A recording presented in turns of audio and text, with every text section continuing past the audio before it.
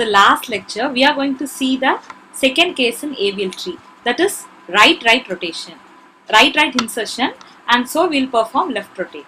So if our unbalanced condition is in the right side, the right subtree you are inserting a right node, a node at right side. At that time, if you are getting any unbalanced condition, you will perform the opposite side rotation, that is left rotate. So here is an example. Insert 1, 2, 3, 4, 5, 6 in order. So if I am inserting 1 and 2, I won't be getting any unbalanced condition. Now I am going to insert 3. So 3 is greater than 1, so right side. 3 is greater than 2, so again right side. So this is a tree. I am checking the balance factor. For this node it will be 0, for this node it will be 0 minus 1, it will be minus 1, and for 1 it will be, here you are not having any left subtree, so 0. Height of right subtree is 1, 2. So 0 minus 2, you will be having minus 2.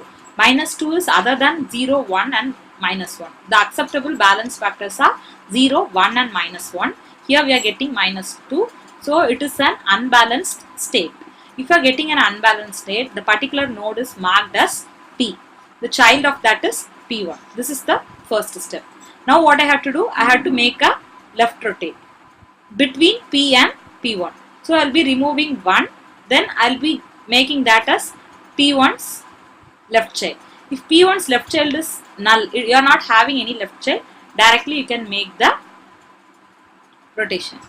Now insert 4 and 5. So if I am inserting 4, I won't be getting any unbalanced condition. Now I am inserting 5. So 5 is greater than 2, greater than 3, greater than 4. So 5 will be the right child of 4.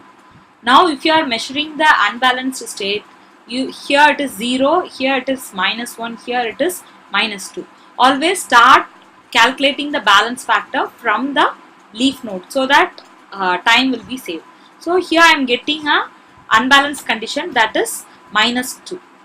Now I am marking that as P. The child of that is P1. Between P and P1, this is a right side unbalanced tree, so I am making a left rotate. So here the child of P1, the left child of P1 is null. So directly you can place the 3 here. So I am rotating 2, 3 is placed under 4, this entire part is made here. So I am making a rotation of 3 to be here, and I am appending the 4 with 2. So my tree goes like 2, here 4, 3 and 5, here it is 1. Clear? Now the next example, in the same tree I am inserting 6. So 6 is greater than 2, 4 and 5, so it will be the right child of 6. So this is right unbalanced state. Now I am going to have a left rotation. I am measuring the unbalanced condition, so it is coming here. So this is P. The child of that is P1. Now I am measuring, I am going to make a rotation between P and P1. So if I am making a left rotate, what I will do, this P node, that is 2, will be placed here.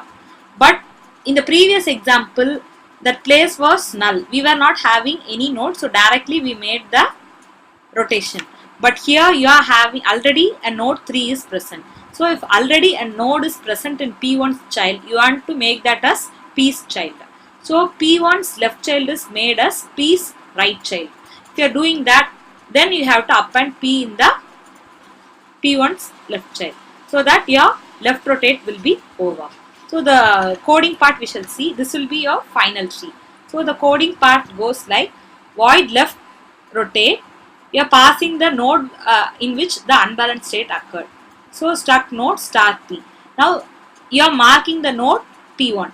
So struct node star P1 you are creating. P1 is equal to, this is left rotate, you are making that at the right subtree. So P1 is equal to P's right child. Now what you are doing, you are making this part free. So in the place of P's right child, you are placing P1's left child. So P of right child is equal to P1 of left child.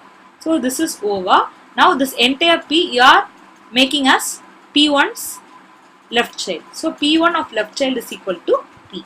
So this is the coding part for AVL tree second case, that is left rotation. Double rotation we will be seeing in the next video lecture. Thank you.